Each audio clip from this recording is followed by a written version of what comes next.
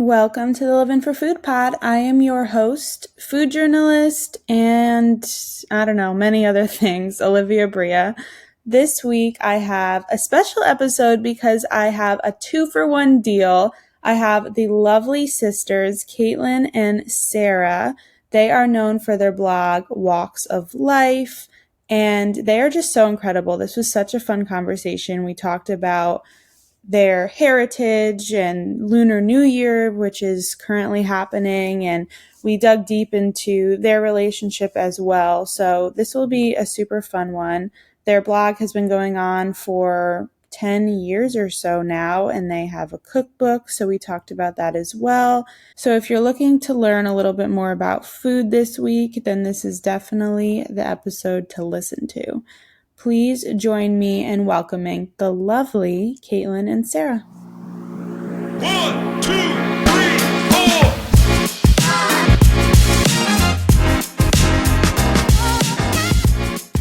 Thank you so much for coming on. I'm really excited to have both of you. I was talking to Sarah a little bit before you came on, and I was saying I don't always have two guests at the same time. You guys are only my second group. So, and sister dynamic, I have two sisters, so I'm very excited. So you know. Yeah, you know. I am smack dab in the middle of them, 4 years older, 4 years younger. So I know how it is. The middle child, yes. I do want to start by kind of going backwards in your journey. I obviously did my research, so don't get thrown off if I know some weird detail, because I dig deep, okay? I know your mom grew up in China. I would guess now that your whole family is involved in the blog and everything, she did a lot of home cooking and home cooked meals while you both were growing up. What was it like for you guys? Yeah, I mean, I think both of our parents cooked quite a bit growing up. So my mom's background, she grew up in Shanghai. She moved to the US when she was 16. So a lot of the food that she sort of brought to the table has that Shanghainese bent to it. And then our dad grew up in upstate New York. He's first generation Chinese American. And he grew up in a Cantonese family. And his father was a chef and his mother also a really great home cook. So my dad sort of brought the Cantonese cuisine into our nightly dinners. So yeah, both of our parents cooked growing up. And for us, the experience was very much obviously delicious, but I think that we took it for granted. We really took that for granted. And sort of the things that we were really itching to eat were non-Chinese foods. We wanted the spaghetti and meatballs. We wanted chicken pot pie. We wanted, lasagna. And I feel like that's the sort of area that Kaitlin and I taught ourselves how to cook in. And our parents obviously taught us a lot of lessons too. But in terms of experimenting with recipes and cooking ourselves, the Western food is where Kaitlin and I really started. And then, realizing basically after we left home, going to college, that we had no idea how to cook the foods that our parents cooked for us growing up. That was sort of the genesis of the blog. Okay. Where did you guys go to school? I went to Vassar in Poughkeepsie, New York. And I went to Penn in Philadelphia. Okay, both really good schools. What were you guys studying at the time? Did it have anything to do with food-related things, or? No.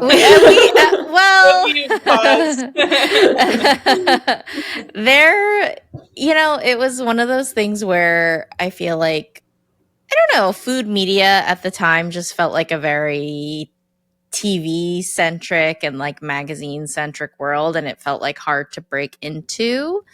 So I don't think that either of us, unless you're ready to get in front of the camera or go on, Food Network's Next Star or whatever it was called. We were not gunning for careers in food or in terms of being classically trained chefs either. We both took pretty practical routes with our degrees, and we studied communications and marketing and psychology, and that was more our bread and butter, but it ended up being incredibly useful for what we do now, which is, we're kind of constantly navigating a changing media landscape, not to sound too academic, but I am too. yeah, I mean, hey, we all are. Yeah, I get whether it. we like it or not. But yeah, that's what we ended up doing, and kind of had stints in the marketing and branding world in our sort of our day jobs, our former day jobs. Yeah. I also have a communications background because I Nice. originally wanted to do PR, and then sorry to all my PR people that listen to this, I hated it. And then I realized I wanted to write instead and get into food media. But even when I started back then in school is when I kind of started writing articles for a bigger food publication. It's like changed drastically since then. And I remember I was learning everything. I was also doing social media and my internship. And it was just like everything is so 180 all the time that you just have to really kind of keep up with everything. Totally. Sarah, I read, this also could be a question for both of you, but I read that Sarah was, growing up watching episodes of Iron Chef, Ready, Set, Cook, things like that. What or who were your culinary heroes, if any, growing up? So Kaitlin and I were both watching food. It's funny that Kaitlin just mentioned Food Network because I feel like the Food Network was like sort of our like how we consumed like food media at the time. To be fair to the Food Network totally made us. Like, yeah. if we weren't like sitting after school being like, oh, so that's how you roast a chicken, none of this would exist. So it was a different time at Food Network also, when there was a lot more cooking and a lot less like competing.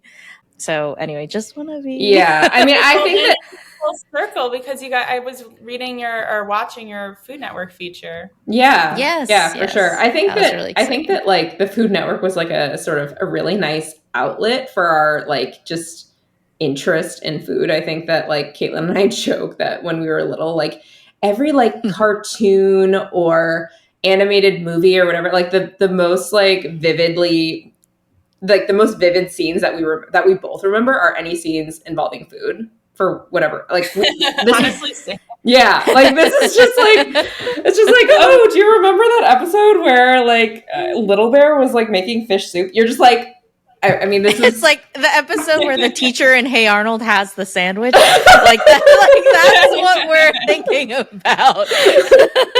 No, that's honestly when you just said that. Did you guys watch iCarly? Yes.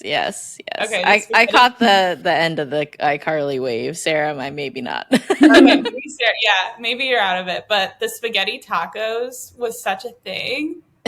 Did you remember that? See, or no? I don't.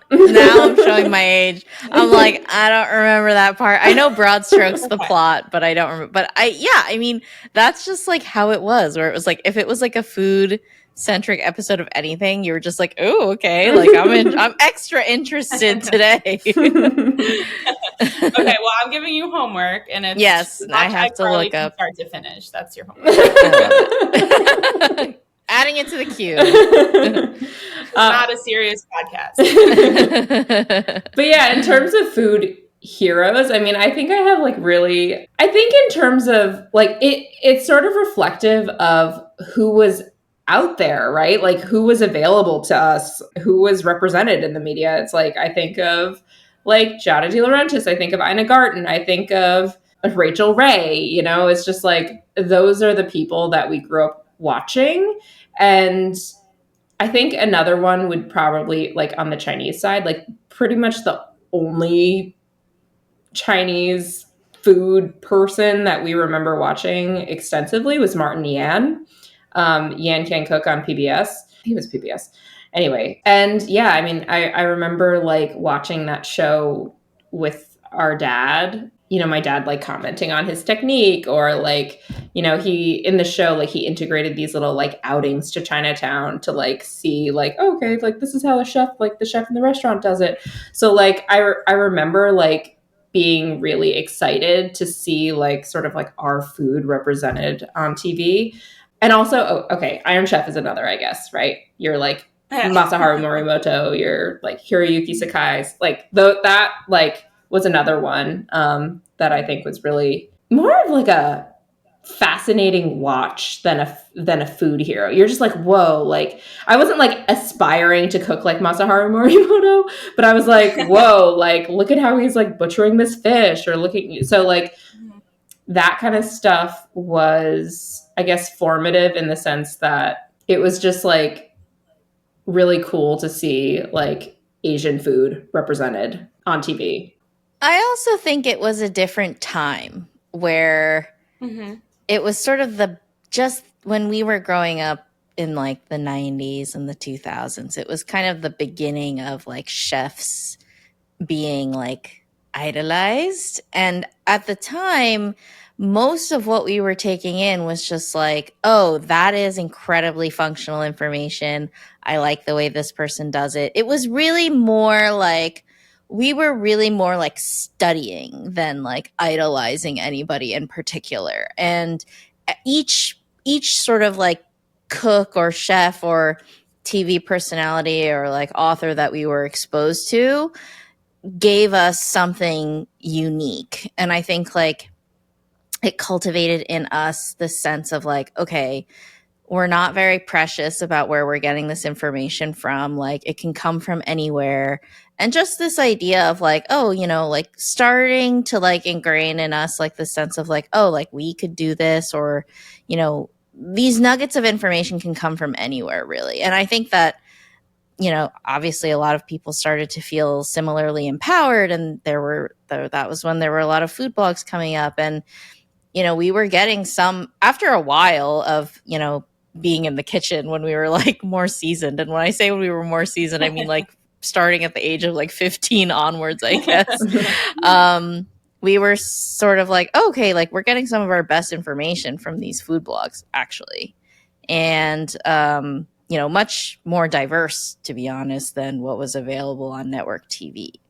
So I think that like that all just kind of like helped mold our views on the food world. And I don't know that, I think that's why it's like, do we have quote unquote food heroes? Like, does one person stand out? Like, I would say like Anthony Bourdain comes to mind. Oh yeah. But he's really in his own sort of category almost. Like he was more of like a, like his different. yeah, he was like a commentator of culture and society and politics and things like that. Less so, well, that's all I'll say. But, you know, I think that there's plenty of like, I guess like just diverse inputs to the food content and like the cooking styles that we grew up consuming.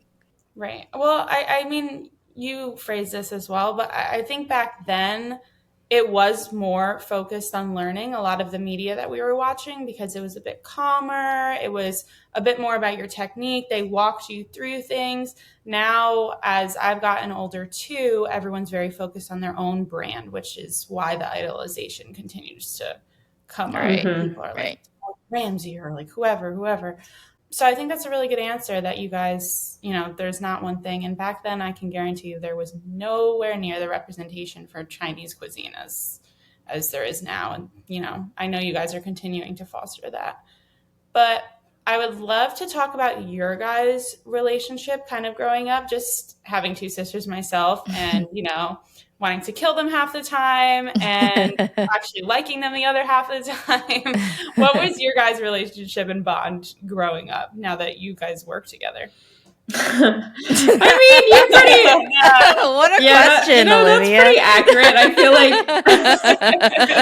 I was like, I have to ask, being my, you know, in a family with two girls. For sure. I mean, I think that we were really close growing up. I mean, I'll say my piece and then you can give your version. Sarah can go first. So I think we were really close growing up. I mean, we are 2 years apart in age, but like 3 years apart at school, because like I'm young for my grade and she was older in her grade. I'm older. Yeah. So we were pretty close in age. I think that we liked a lot of the same things and sort of aligned on a lot of the same things. And, you know, we were both like watching the same TV shows. We were both like, we basically did everything together. So I think there was like a period in our lives where It was almost like if it like we were of like one mind. Like we would just like know all of the same references and like, you know, whatever. And then like we went off to college, we left home, went off to college, and then like became separate people. And we came like and then we realized at that point, like, oh, we're actually pretty different. And it's when we sort of like came back together and we lived together after college that we were like, oh, we're really different. So I think in terms of like the running of the blog, like now that we work together, I think that, you know, there have been like we've had our fair share of tough times, not just Kaitlin and I, but like as a family, the four of us all work together with our parents. And I think it's just like, I think it's really, I mean, we've been doing this for over 10 years. So there was sort of this like, it's evolved a lot over the years. I think that all of us sort of understand like each other's triggers and like a little bit better how to communicate with each other, how to like give each other space to like do things and create our own recipes without commenting too early, that kind of thing. So yeah, I think it's really evolved. But yeah, I think that we still all have, just our sister relationship. We're still pretty close. I mean, we like see each other fairly often, and I would imagine. Yeah. I mean, I feel like just to give you some extra color and detail is that we basically, in a lot of ways, we are the same. I would say just to like varying degrees. So for example, like we're both very detail oriented about different stuff. So like I'll be like behind the camera and I'll be like doing my panning or whatever, and Sarah's just like, what are you doing? and then I'll be like cooking something and I'll be like la la la, and then she'll be like, you forgot this, and I'm like, oh okay. You know, so it just depends on the context. But yeah, it's funny to see all four of us, because we are all four of us very opinionated and you know, not afraid to speak up, to say the least. So it's just like if somebody's sort of like you know, minding their own business, somebody else is just like, hey, what are you doing? And it just cycles, honestly, like from person to person. But yeah, I think that Sarah's definitely like very much like the big sister in my book. I can tell. Yeah, and she's just I'm like, you're the youngest. She's the oldest. Yeah. Sarah corrals all of us. So the blog would not exist without her guiding hand. Organized chaos. That's all. Yeah, that's all exactly. She's the organized. I'm the chaos. There it is. I'm actually a happy medium on both. See, that's how the middle child ends up. You're just like the sweet spot right in the middle. Oh yeah, no, for sure.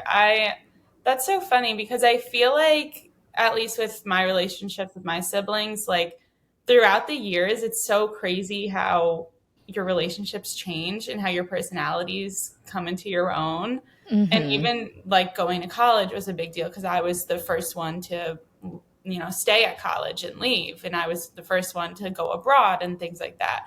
And then my older sister would be like, love to travel, but she did not go away to school. So it's like interesting how the dynamics, when you have the same parents, how you guys kind of change. But in the same tune, we're all very similar. Like I can say the most niche television joke on the planet and no one else will understand it. Right. But them.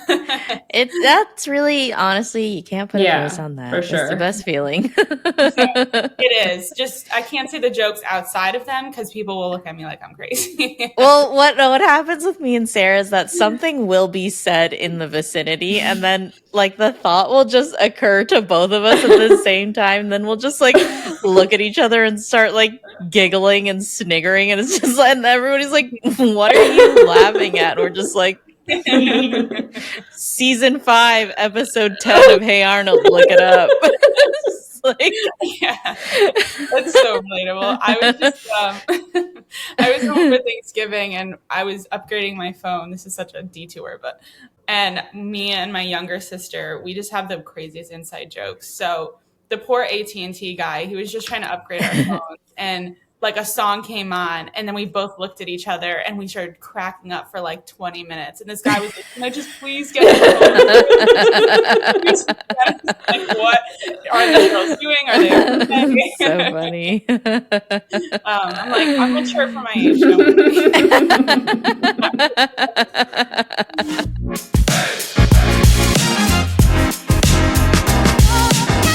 I understand you started this blog in 2013, so this has been over 10 years now. Sarah, you were right out of college, Yep. Is that correct? Yep. Okay, so I know a lot of people, especially when my friends were out of college too, like it can be such a struggle to find work.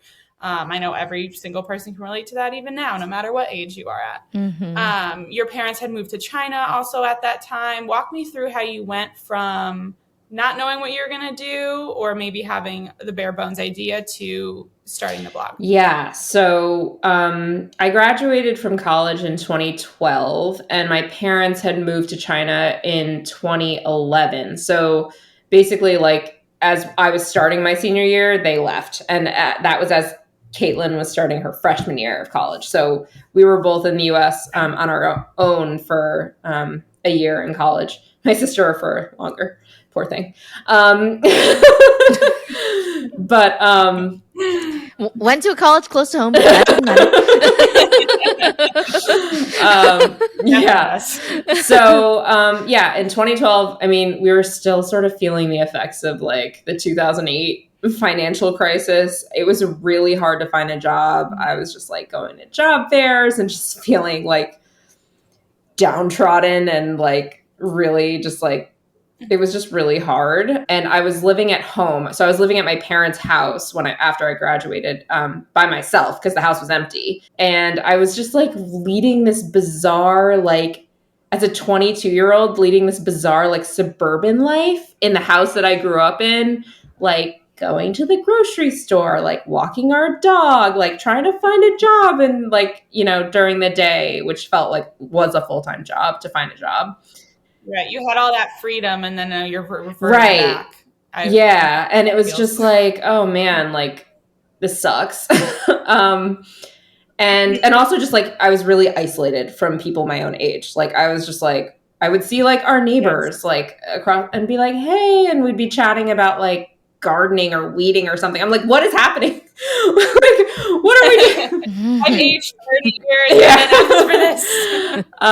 Yeah. So I guess in what eventually happened was Kaitlin and I had been like sort of, we had started to consume like food blogging content probably in like the early 2010s. So we would like be like, oh, did you see like this post and or, like on Spin Kitchen, or did you see that recipe or whatever? And so like food blogs were in our orbit. And then we also were like, we should really like try to like record these recipes that our parents had cooked for us growing up because we didn't have them. And when I would call my mom to like ask, I would ask her like, how do I make that braised pork belly? She'd be like, you just add some of this and some soy sauce and just, you know, boil it for a while until it like kind of looks like this. And then you do that. And it was just so vague. And like, I was just like, okay, I don't think I can cook off of that. Cause I was so used to working off of recipes at that point, basically in a like state of just like boredom and like defeat. I was just like, okay, I need like something else to work on other than like finding job fairs to not go to, because I would just be like, oh, this job fair, and then just not go because they're just so depressing and horrible. So I kind of just like asked my parents and Kaitlin, I was like, should we start this? And my mom growing up had always been like, if you can't find a job, you give yourself a job. Like she was always like very sort of like entrepreneurial minded. Both my parents are entrepreneurial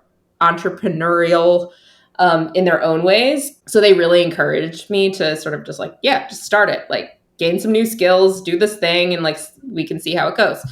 Yeah. So I just like, I remember at that time I actually got like, I had like clinical eye strain because I was literally staring at my computer for 20 hours a day because I was just like, oh my gosh, I probably have that. yeah, because I was just like constantly like, I was like, how do you start a website? Like WordPress? What's that? Like, you know, and just like kind of in that early stage of just like being really excited about it and wanting to get it off the ground. And from the very beginning, all of us were involved. Like I would say that I was like sort of the driver behind like actually getting the domain up and running, getting the website up and running.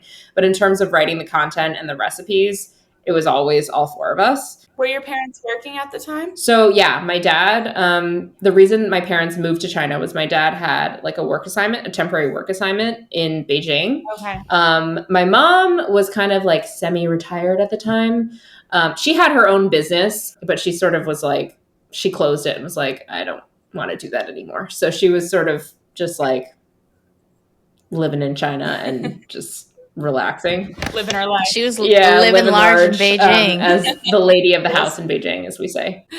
But yeah, so my parents were just like super on board with it. And then Kaitlin from college, she also like contributed her, like, if you go back to like the really early days of the blog, you'll find recipes where it's like, the pictures are so janky. It's like from Caitlin's like college apartment. Like it's yeah. Yeah. There's It's time yeah. to do it. Yeah. We'll refresh. I mean, I think that like our like people are like SEO consultants keep telling us like, oh, you should take those, like you should delete those. Like no one looks at those. And we're just like, those are like Those are that's like the important foundation. history, like blog history that needs to stay there. So I agree. That's like when you curate your Instagram posts and then you go so far back. It's like, I don't want to delete them because that's Right. like a baby. I want to look at them. Yeah.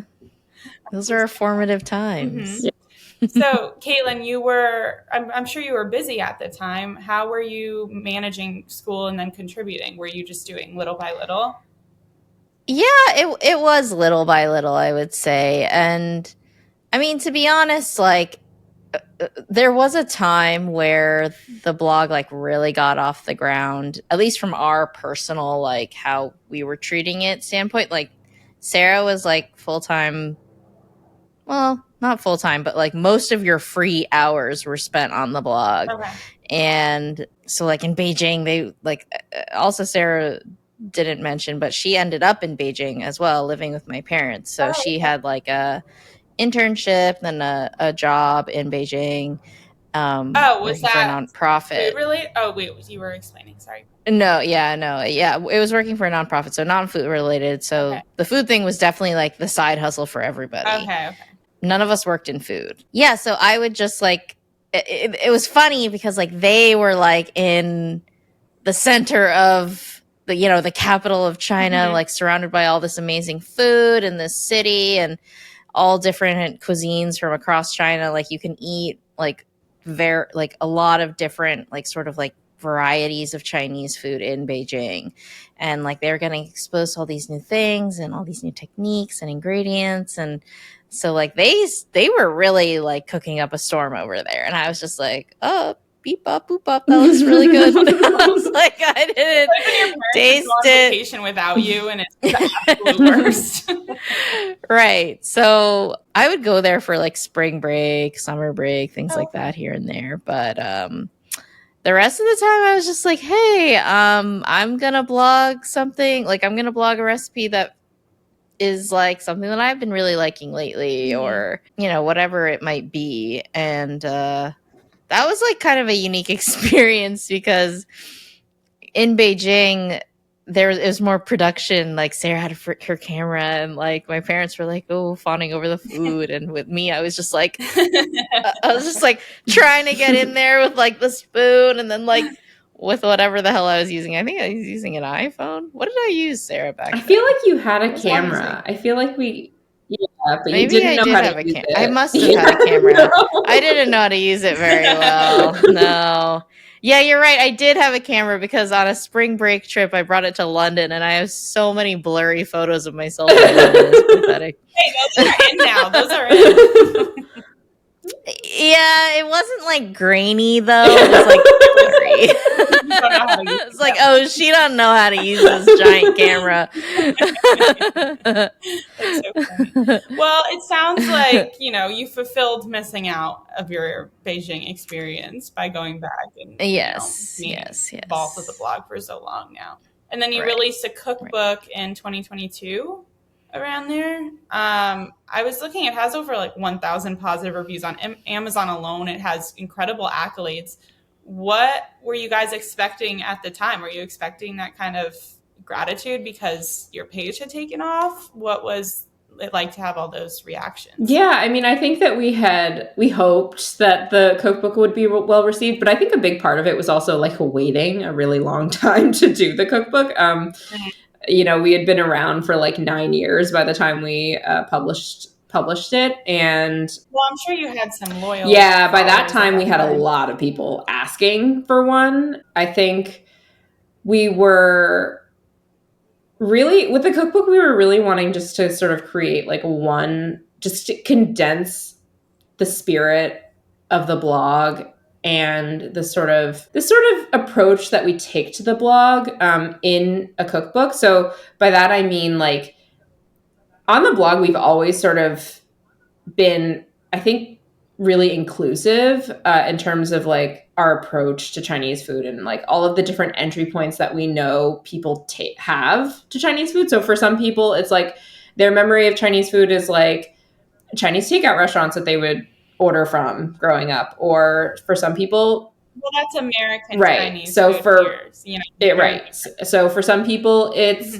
Mhm. their parents cooking. For some people, they have actually gone to China and have eaten in China and experienced different regional cuisines. So I feel like for us, like, and that all of those different experiences of Chinese food are like wrapped up in our experience as well, right? Being Chinese American, growing up in a family with really good cooks, and then also having lived in China for a time. And being in New Jersey, I'm sure you experienced the Yeah, takeout and for everything sure. there. And our grandfather also ran a Chinese takeout restaurant. So I feel like, Oh, yeah, so yum. I feel like we have all of these different sort of like perspectives and like different facets of Chinese food covered. So like the really sort of regional and diverse cuisines that you'll find in China, we try to represent. We try to represent Chinese American cooking. We try to represent, Cantonese home cooking that a lot of immigrant families are familiar with here in the US.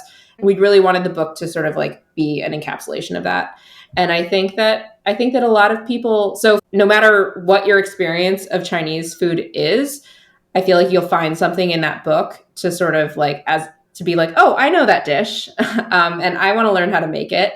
And then in the process, hopefully, like browse through the rest of the book and then find something new that you haven't tried before. I think that people have responded to that, and I think it's also that having grown up using recipes and cookbooks extensively, I think that we took what like the blogs or what the blog has done and what we've been told by our readers they appreciate is that we've basically taken this like a little of this, a little of that approach that so many like parents and grandparents have taken to cooking and like applied like more rigorous sort of recipe testing to it and just given them like an easy to follow method so that they can actually achieve, a dim sum item or like zongzi, which is like pretty complicated to make. Yeah, I think that people are just really excited to be able to make these dishes that either they grew up with or that they've only ever experienced at a restaurant. Do you feel like because maybe a lot of people go to you as a resource for Chinese culture, and like you said, you were kind of a melting pot. I know I your know. I'm like, background is hold fading on. to Let me black. just turn on the light.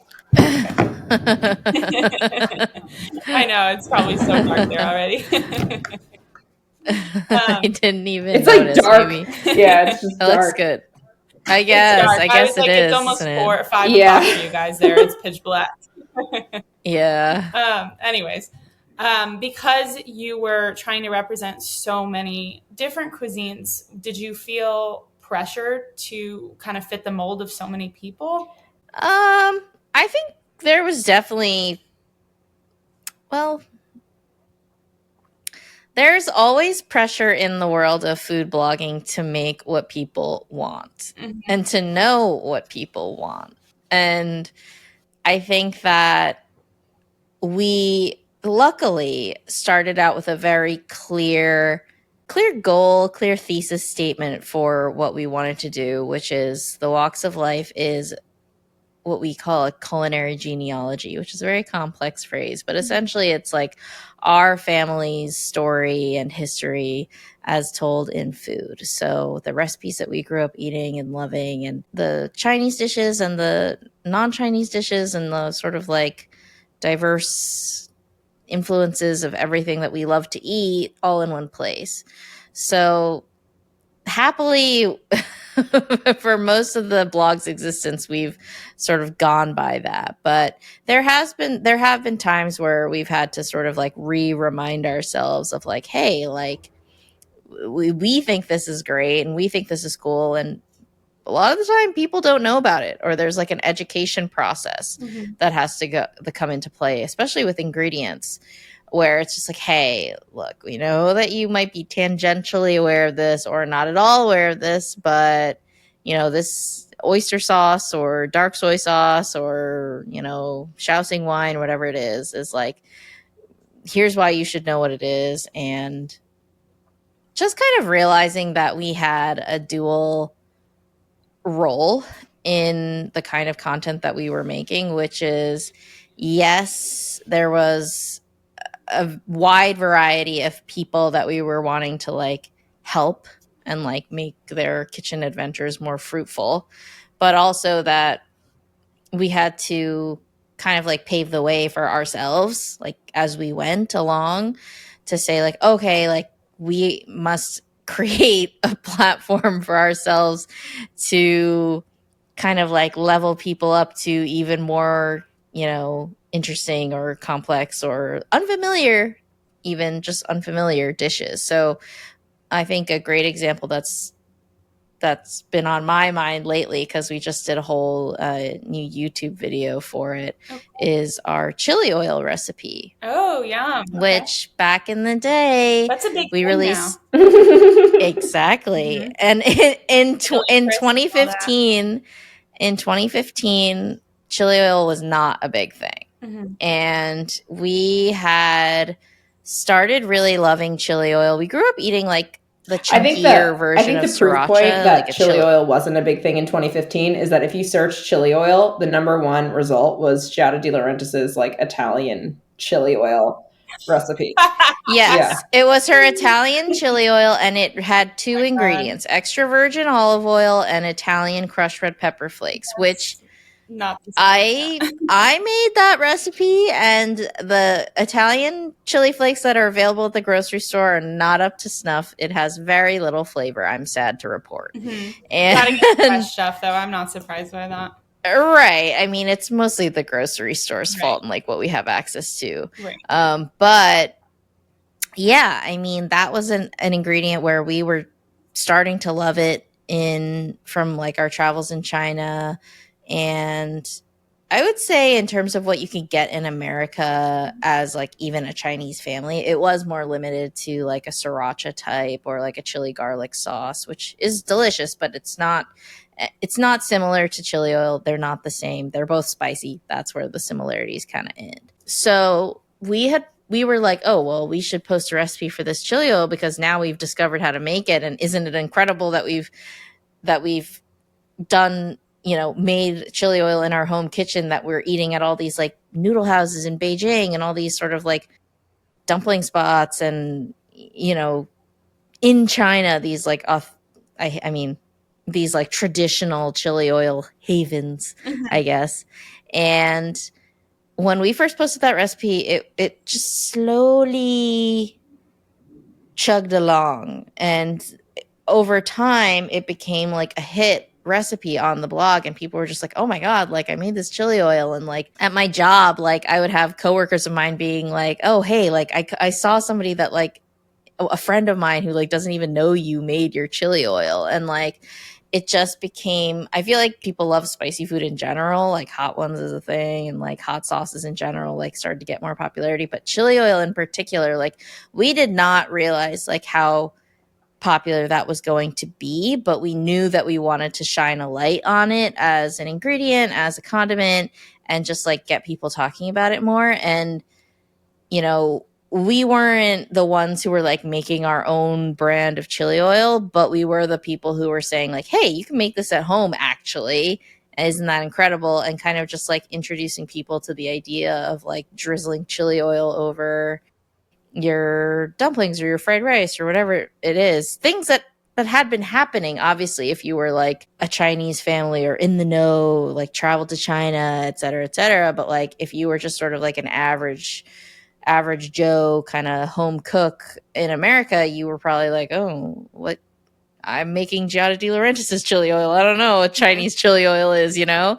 So that's like that was one where we really kind of saw in real time over the years of like, hey, like the more we talk about something, the more comfortable that people feel with it. And then other people start to run with it in their own ways. And then suddenly you've got this like chili oil phenomenon, chili crisp in particular, having a lot of popularity. And one of the original chili crisp brands that's like the most popular in the world is Leung. And it's like the jar with like the lady, the like very stern lady on it. And like that was another sauce where it was just like, let's talk about this ingredient because we love it so much. And like back, one of our earliest recipes was the actually earliest like recipe. Well, the first recipe was simple spicy pan fried noodles, and we talked about lauganma in it. Oh, yeah. Right. So we were using it as like a condiment for like me and Sarah after school would like make pan fried noodles ourselves, which was like you blanch the noodles, you drain them, you pan fry them in a skillet. It's very minimal effort on the part of like a latchkey kid at home. Don't report our parents. We were cooking by ourselves after school. And so many people on here that are like, I use the oven at 7. Yeah, exactly. I mean, kids can do more than you think. But yeah, and then we would like toss it with soy sauce and sesame oil and white pepper and this Leung chili oil. And we were just like, okay, is anybody really talking about this? Because like we just love it so much. Like we couldn't like contain ourselves. We were like, let's talk about it. Let's make a blog post about it. Like let's put it in our recipes. And you know, I would say the day that I saw this was a few years ago too. It wasn't even that recent. That is pretty recent though, still, for it not the unawareness to be there about the staple ingredient. Totally. But like I would say 4 years ago, maybe 5 years ago, I saw Leung at ShopRite.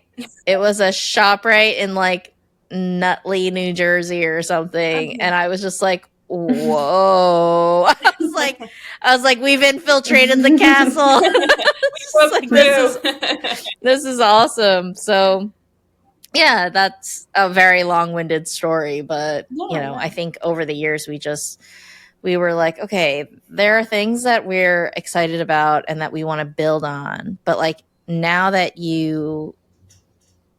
people have an understanding of chili oil, it's like, okay, take that chili oil, take a quarter cup of it and put it in your mapo tofu that you're making at home. Now we're going somewhere. It's not just like, yes, drizzle it over your dumplings. Anybody can do that. Hate to say. But, now if you're leveling up, quote unquote, you can make even more complicated, I don't want to say complicated for the sake of complicated, but like complexly flavored dishes that are building people's confidence even more in the kind of food that they can cook at home and just making people excited about what they can do on their own outside of a restaurant setting or what might be in their normal wheelhouse. Right. There's just so many steps that you have to go through, from unawareness, just because, maybe they're not surrounded by whatever culture you grow up in or ethnicity, to bringing it into your daily lives.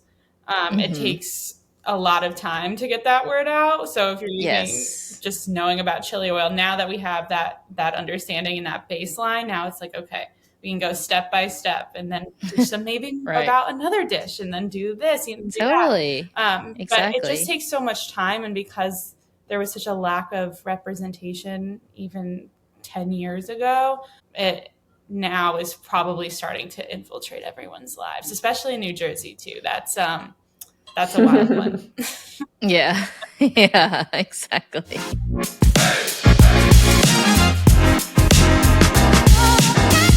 Let's talk about Chinese New Year, though, because I know it's coming up. I know the gist of it, but I didn't want to dig too deep into it because I kind of wanted to learn a little bit from you guys. Could you tell me about the holiday? Maybe explain it to people who don't necessarily totally know what you guys do or celebrate, and then how you plan on celebrating in terms of food. Yeah, so Chinese New Year or Lunar New Year, which is a little bit more inclusive of all of the countries and cultures that celebrate it.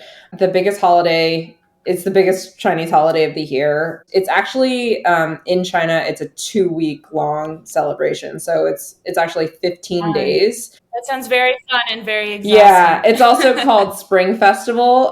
It's sort of this time you're celebrating this time of like renewal, right? It's just like, okay, like clean slate, fresh start. A lot of the holiday sort of like symbolism and this sort of like sentiment behind it is this desire to like ring in prosperity, wealth, good health, like, you know, wishing you all of these good things for the coming new year. So I think that it's also like the biggest, I think it's some like crazy statistic, but like it's like every year like the biggest mass migration of people happens or something during Chinese New Year because all of the sort of big cities in China empty, and then like the people just like all like flood into back to their home villages and all the like smaller towns and cities where they came from to see their families because of like, you know, that's why it sort of does make sense that it's like it takes place over a couple of weeks. A lot of times this is like the only time of year that people go home. A lot of the food, a lot of the traditions have to do with that sort of like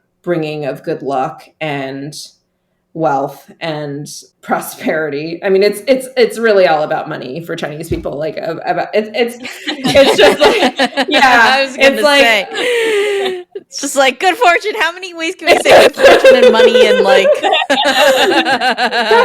prosperity, good fortune, gold bars? It's all hidden, and you just want yeah. I mean, like, you know, you're giving. So some of the traditions associated with it are like, you know, kids like are supposed to receive like red envelopes of lucky money. You know, the food's on the table, like spring rolls, they look like little gold bars, or dumplings look like little gold ingots.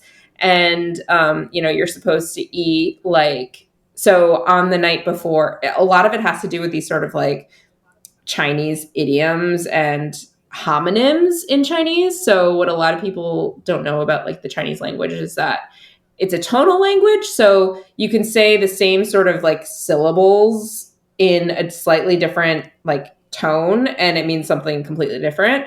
That's similar to Italian. It's like all throughout the country, the accent changes, and it's the same word. You're hearing something totally. Yeah. So in this case, it's like, okay, so that there will be like all these like homonyms in Chinese where like, oh, this word sounds like this. So like, for example, like niangao is like a Chinese like sweet rice cake, but the words niangao also sort of sound like higher year, or like you're going to be like elevated in like the next year. So like you'll make these things to be like, okay, I want you to like, you know, prosper next year kind of thing, or this upcoming year. Do you both speak fluent? No. I wish so hard that we did. I mean, growing up, we didn't speak Chinese almost at all. So I grew up mostly with like around our Cantonese grandparents. So like apparently Cantonese was my first language is what I was told. Okay. Then you're bilingual. There you go. Yeah. I mean, so what happened was like, then you end up in school, you end up in kindergarten. The kindergarten teacher calls your parents and is like, your daughter isn't speaking English in class, so you need to speak English at home. And that we were victims of assimilation. Yeah. So but eventually Kaitlin and I both studied Chinese in college, and then I lived in China. So like I feel like my Chinese is like passable. Like I can like get around. not Okay. fluent though, sadly. But our mom is fluent in 3 dialects. Our dad is fluent in Cantonese, and I mean, like, Amazing. Mandarin. He's pretty good. I don't know that I would say he's fluent in Mandarin, but he's like pretty good. And Well, he he also also speaks speaks Spanish. Spanish Yeah. and English. So we're But really whatever. pulling below our weight. Like, we're not living up to anybody. Yeah. I mean, I think that, like, my mom, like, I admire her so much for being, like, she grew up speaking Mandarin and Shanghainese, and then she, like, marries into a Cantonese family and just learns Cantonese. And she can just speak Cantonese. I don't understand people that do that. I am so jealous. Like, I literally look at a foreign language and it'll take me 5 years to just learn a sentence. Like, I just can't learn like that. especially That is crazy. especially when you have multiple languages in your head. Like when I transitioned, so in high school I learned Spanish, and then I started learning Chinese in college. And like when I would like go to speak, so we went to, like, my junior year of college, we went on a family vacation to Spain. And I was trying to ask these ladies if their chair was free. Like, oh, can I take this chair? And all that would come out of my mouth was Chinese. And they would look so confused. Like, why are you trying to speak to us in Chinese? And like, the Spanish had been totally like replaced by like as like second language. Like, I was like, I only have room for English and one other thing. I do that too. My friend said a sentence to me in Spanish, and I responded in Italian. And I was like, I don't even know what you're saying anymore. Just leave me alone. Your brain's just like, quick, foreign language, take anything. Something. I don't know. I'm like, I can barely even speak English that well. I can barely form my thoughts sometimes. So I'm like, you know what? Everyone who can speak it, I give you props. For sure. Yes. It's a talent. Yeah, no, it is for sure. What? Okay, wait, actually continue what you were saying, because we definitely got off track. Yeah, no. So Chinese New Year is just this like time to get together with your family to make this really big dinner. So on like the biggest sort of night is the New Year's Eve, when you have this like big New Year's Eve dinner.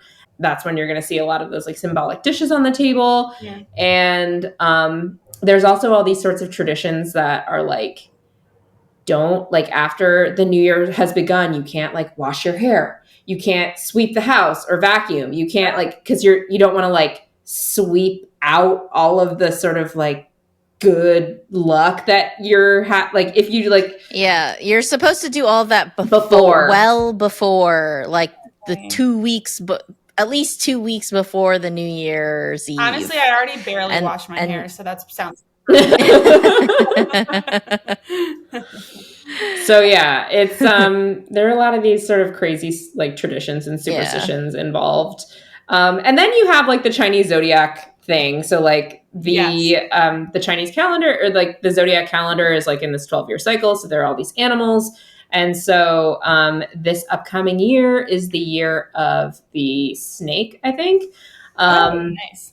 And then each year like is supposed to bring its own thing depending on what your zodiac sign is. And there are these many Chinese fortune tellers, and like, I don't know, that's its own like genre of yeah, there's a lot of, I mean, the horoscope girlies would go nuts for the level of scrutiny on the animal zodiac. But in case anybody was wondering and got excited, if there's snake, your animal year is actually like, you have to be careful. Oh. You're not lucky during your year. You actually have to be extra careful because you might be unlucky during your animal year. So whole year? Yeah. That's why there's workarounds. People will wear red underwear like all year round, or like wear like a little red bracelet or something lucky to like help them boost the odds. Yeah, counterbalance the bad luck. Yeah. Okay. Yeah. See, I love a good horoscope when it's tilted in my favor, but when it's not.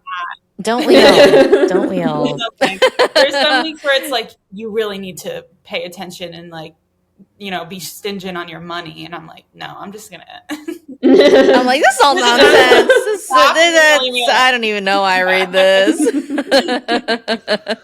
I would love to know, okay, because I know a lot of Chinese dishes just from talking to people on these podcasts, but I always just like to ask what you guys are cooking up. So let's pretend you're on Top Chef, Iron Chef. I don't know. What are you gonna make? What Chinese dish with just 5 ingredients or less? Okay, 5 ingredients or less. That's tough because Chinese. I know mine. Okay, I you know go. they're a little expensive, so I didn't know if 5 was too little, but Well, Five is very little, but you can get away with. Let me Yeah, count. I mean, I think you can make a Cantonese poached chicken with 5 ingredients or less. So you could okay. a Cantonese poached chicken you is can. also like a really like classic sort of dish that shows up at celebrations. So it is relevant for the Chinese New Year thing as well. But Okay. it's basically you take a whole chicken, so head and feet on. It has to be just the whole bird. And you poach it for really not as long as you would think. It's like about an hour.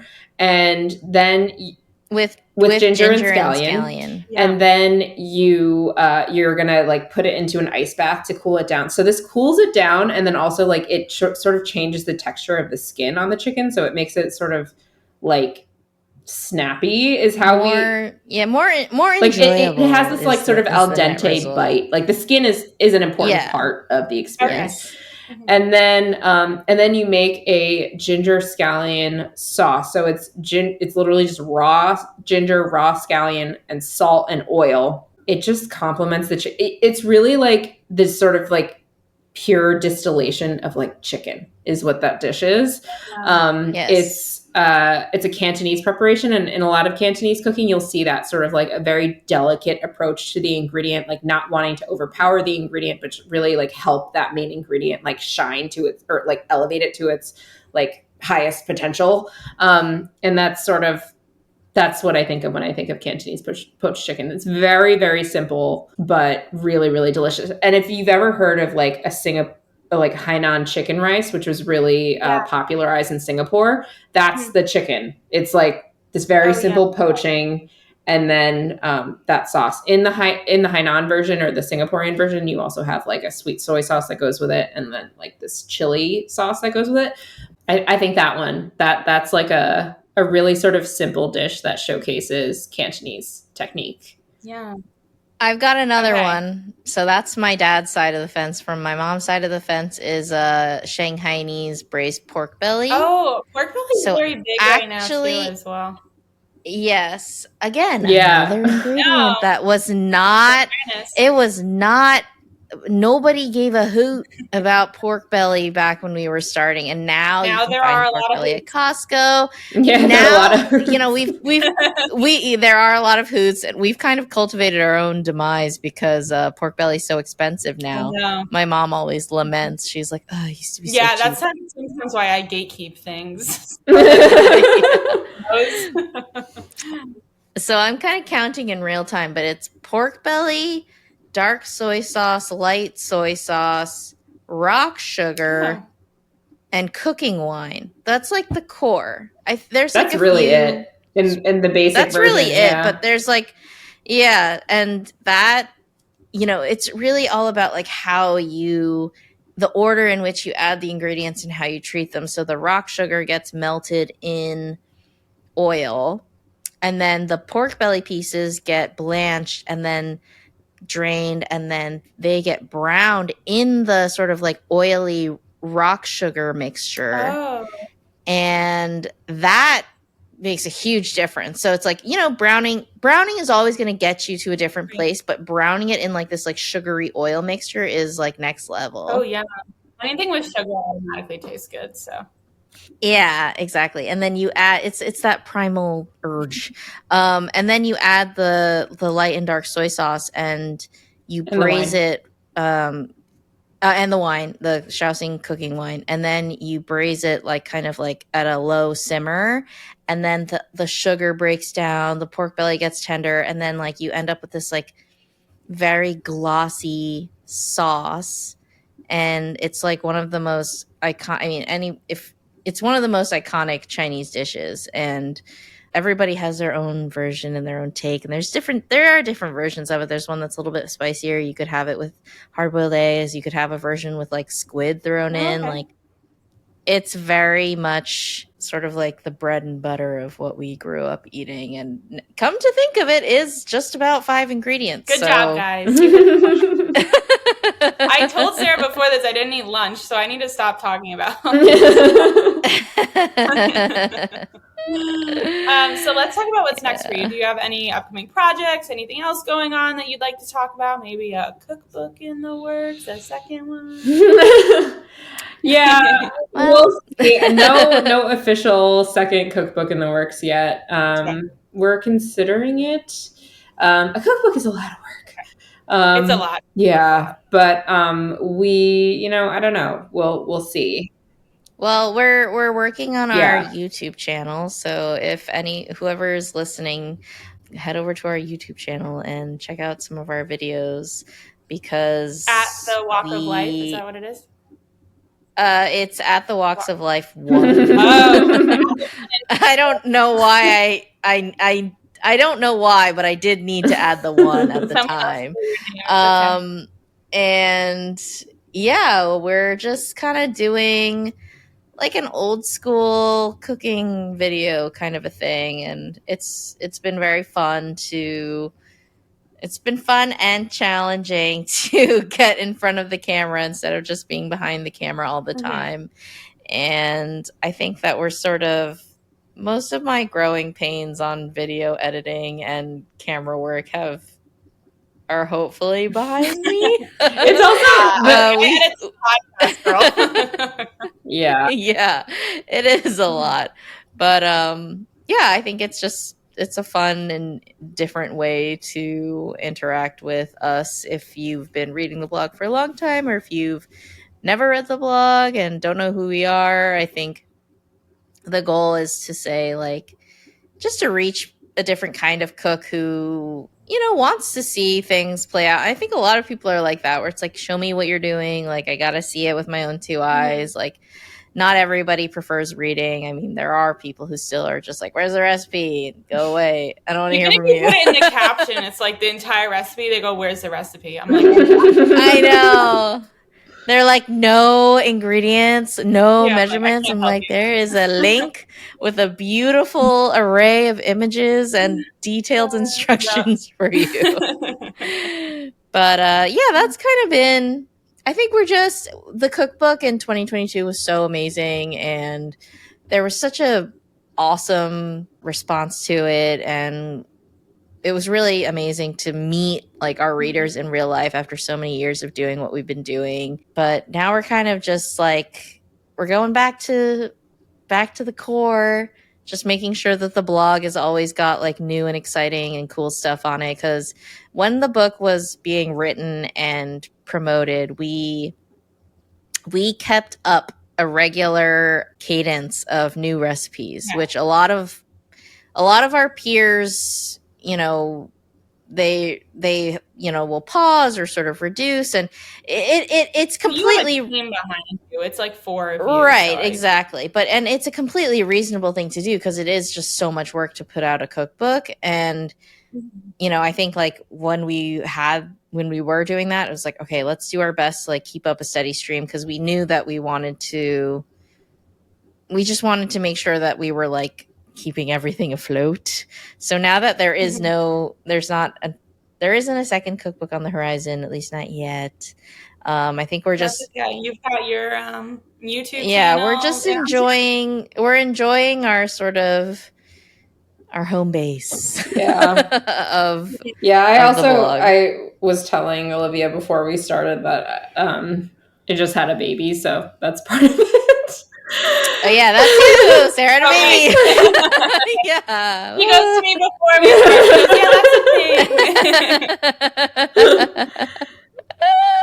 Well, congratulations times 2. Focus on that.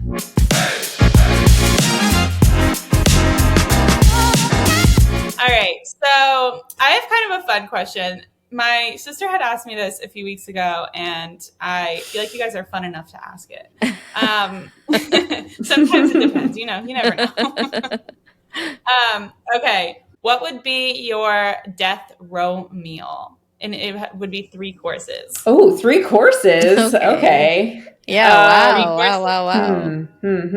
Well, so my answer, I have this answer ready to go because I've done this thought experiment before.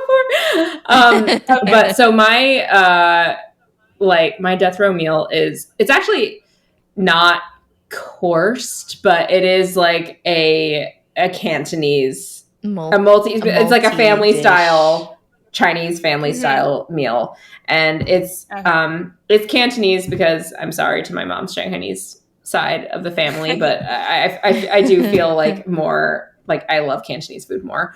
Salt and pepper pork chops. A like some kind of braised tofu, which I think a lot of people listening would be like, tofu, but I love tofu so much. And then like a very, very well done, like well executed, like with lots of wok hei stir-fried vegetable with rice. That's it. It's just like, what about dessert? Happy. Not a huge dessert person. I'm always savory over. If you're on death row, you're gonna say, but I feel like I got my 3 courses and my 3 dishes. Okay, I would have a giant. Okay, my dessert would be a sticky toffee pudding with ice cream. So I would say my answer is very similar to Sarah's. The appetizer would be chicken fingers and French fries. And the dessert would be a sticky toffee pudding with ice cream. Okay. And then in the middle the Cantonese spread, because I don't know. I was that kid growing up who was like, maybe I'll order something else, and was like, nope, chicken fingers and french fries. Thank you. See, I'm such like a mood-based person, so whatever mood I'm feeling that day is probably not actually, if I'm on death row, I'll probably be in an upset mood. So. You're gonna be like, I'm not hungry. Yeah, I think I'm a little sad, but we'll see. Well, I'm Italian, so I'll do anything pasta probably, but there is this restaurant in New York that we always go to, and they have the craziest like mozzarella stick kind of things. It's fried mozzarella, but it's shaped like a triangle. Yes, that would be my appetizer, so no doubt. Which restaurant is it? It's called Tony DiNapoli's. It's in Midtown, so it's honestly, I feel like it's kind of touristy because it's in the it's in like a theater area, district, right? I think I have been there. Yeah, but it's also. I don't know why. We just like it so much, and there's so many Italian places, but I'm a creature of habit, so I'll go back to the places. Yes, for sure. I mean, those places are really like when you just like when somebody puts a huge platter of pasta in front of you, there's just like, I love this place. Yeah, no, it's family style. So that's probably why we go to, because we all eat a ton of so balance of that. And then I think for my main meal, I would probably have some sort of pasta. I don't know, maybe a milkshake. That would probably curb the emotional sadness. And then dessert, we got to go ice cream. I'm an ice cream person. So. Yes.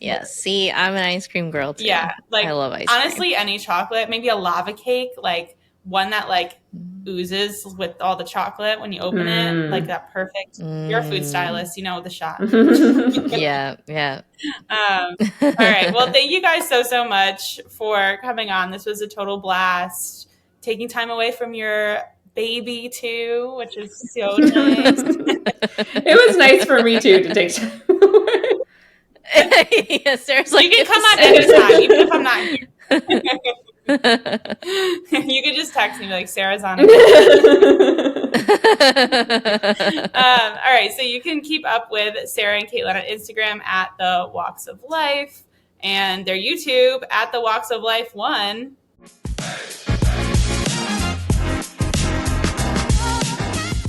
Hey fellow foodies, thanks so much for listening, and don't forget to leave me a review. While you're at it, make sure to follow me at livvinforfoodpod on Instagram or TikTok, or email me at livvinforfoodpod@gmail.com. Let me know what you're cooking up this week, which guests you would like to see on the podcast, or tell me your opinions on the latest viral food trend. And in case you're just joining me, there is an entirety of Season 1 ready and waiting for you. Until next time.